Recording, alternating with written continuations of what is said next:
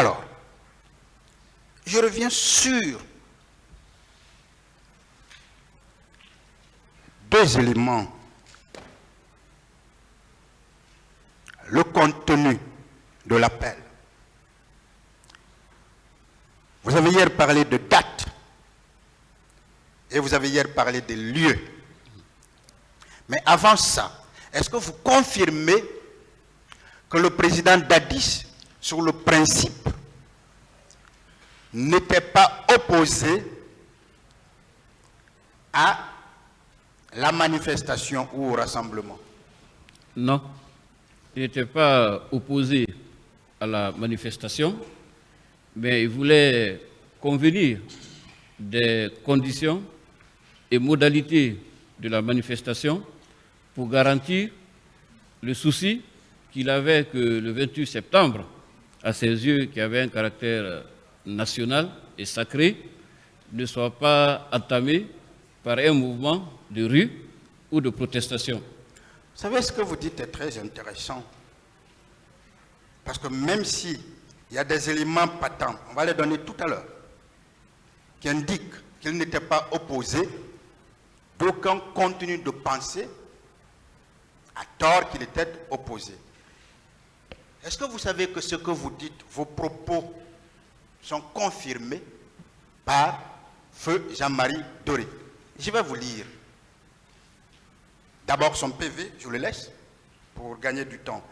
Mais dans le document, le rapport de la commission d'enquête, à la page 10, voici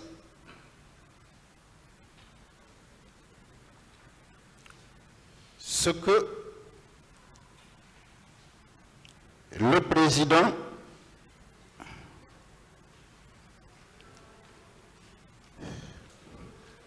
voici ce que, c'est bien la page 10, oui, ce que Jean-Marie Doré dit. Alors je vais revenir là-dessus, je ne vois pas exactement la page, mais je reviens là-dessus. Mais il a ouvertement dit qu'il a pu convaincre le président Dadis et qu'il était d'accord pour le rassemblement. S'il le dit, qu'en pensez-vous? Est-ce qu'il ne vient pas tout simplement confirmer ce que vous venez de dire en indiquant qu'il n'était pas opposé à la manifestation? Je pense que sur le principe que la manifestation se tienne, il n'y a pas de divergence. Oui. La discussion a porté sur la date de l'organisation de la manifestation et le lieu où elle devrait se tenir. C'est parfait. Alors sur le lieu, est-ce que vous avez écouté le leader politique Dr Ben Youssouf quand il était à la barre ici? Il avait clairement confirmé le choix du président Dadis de tenir la manifestation au stade Nongo. Lui, c'est un leader politique, s'il le dit. Est-ce qu'il ne vient pas également confirmer ce que vous êtes en train de dire? Je suppose. Vous ne saviez pas pourquoi j'insiste là-dessus? Je vais vous dire la raison. En fait, en tant que témoin, vous avez trois obligations. L'obligation de comparaître. Vous avez déjà comparu. L'obligation de déposer. Vous êtes en train de déposer. Mais l'obligation d'être sincère. C'est pour cela que vous avez prêté serment. Et vous êtes témoin acquis au débat. Alors, ce que vous dites est vrai parce que c'est confirmé par les leaders politiques eux-mêmes. On va avancer.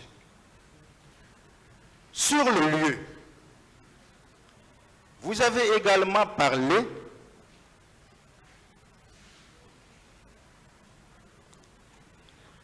du stade, des raisons pour lesquelles le président ne voulait pas que ça se tienne au stade du 28 septembre. Vous avez dit que le stade devrait être fermé.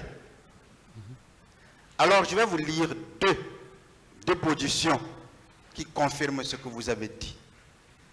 D'abord, la déposition de M. Ibrahima Sori Keïta, directeur du stade du 28 septembre, à l'époque des faits. Son procès verbal, Monsieur le Président. Voici ce qu'il dit à la page 2.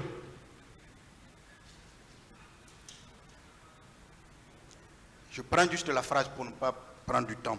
Je précise que nous préparions un match qui devrait se jouer dans le même stade entre la Guinée et le Burkina Faso.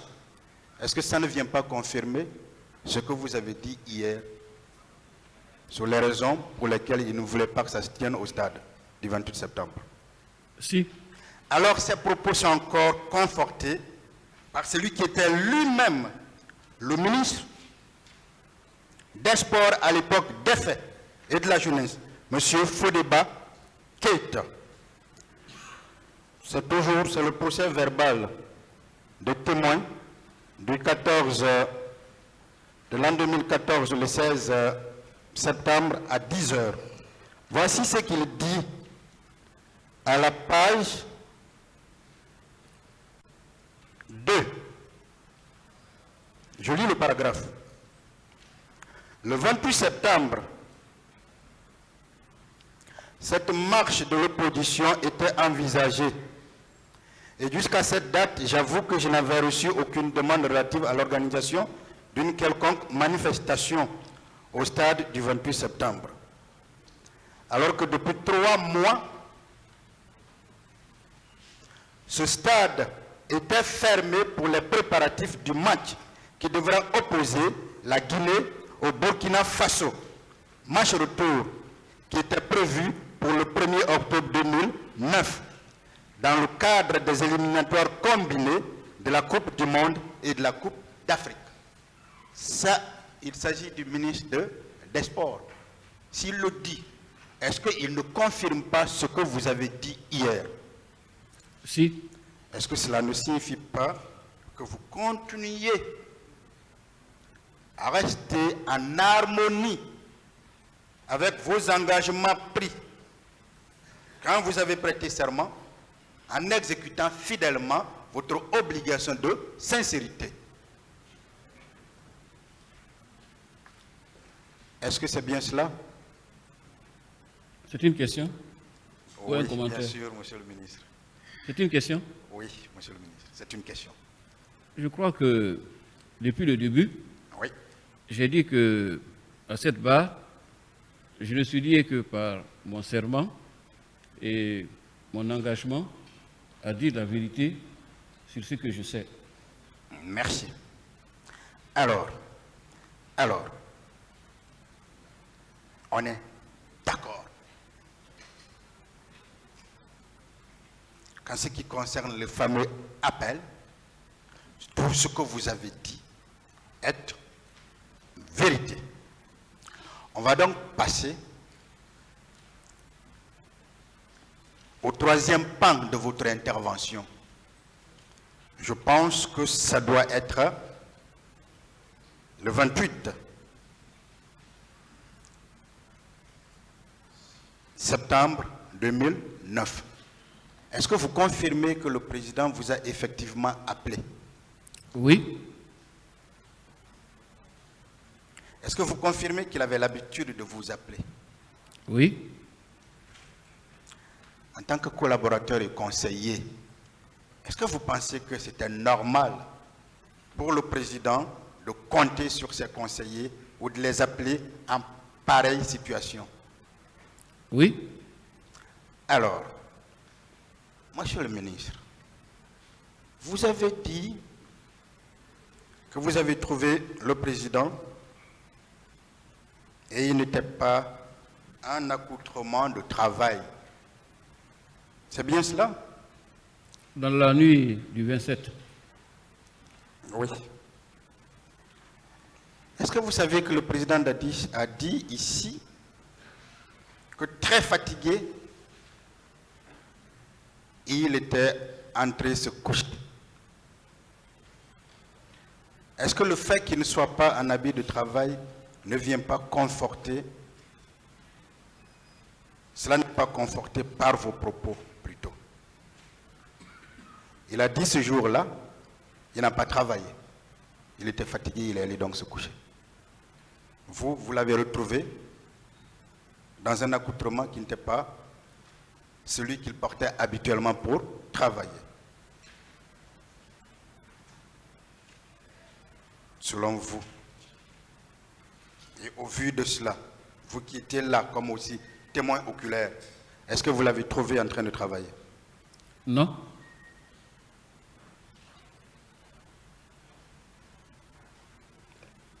Vous ne l'avez pas trouvé en train de travailler. Merci. Alors, Monsieur le ministre,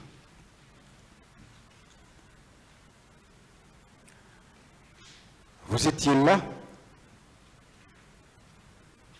quand le président allait à Donka pour au chevet des personnes blessées? Je crois que je devrais être avec lui, mais je n'en suis pas certain. D'accord. Mais au moins vous êtes certain qu'il était allé au chevet Oui, des ça, blessés. oui, ça tout le monde l'a vu. Est-ce que cela est un comportement républicain en tant que chef d'État? Est-ce que c'était normal qu'il le fasse? Je dirais plutôt que de la part d'un chef de l'État, c'est noble et hautement humaniste d'aller à la rencontre de ses compatriotes dans la détresse. C'est noble, c'est hautement humaniste d'aller envers des compatriotes en détresse. C'est ce qu'il a fait.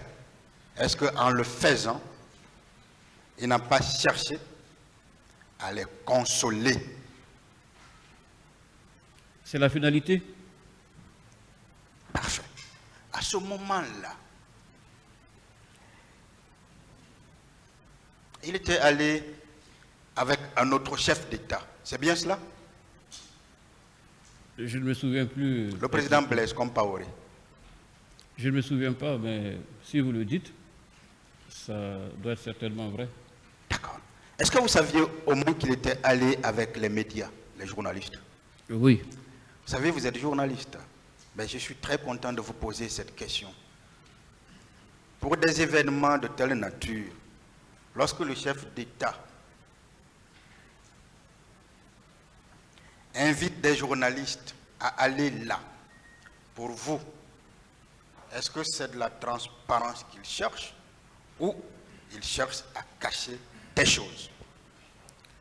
Partout où les journalistes sont, avec ou sans le consentement de celui qui invite, c'est une voie ouverte à l'information publique, donc à la transparence. Quand on veut cacher, dissimuler des choses, a-t-on besoin d'appeler des médias?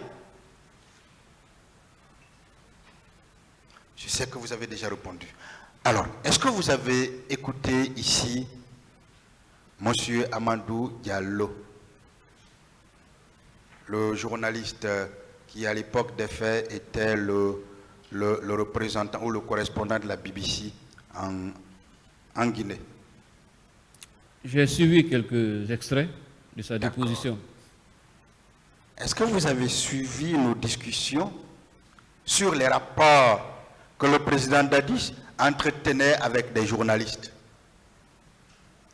Je n'ai pas besoin de suivre cette intervention pour savoir que le capitaine Dadis, puisque c'est un peu dans mon domaine de compétence, avait une grande faiblesse pour les journalistes en général. Quand vous dites une grande faiblesse pour les journalistes en général, qu'est-ce que vous voulez expliquer?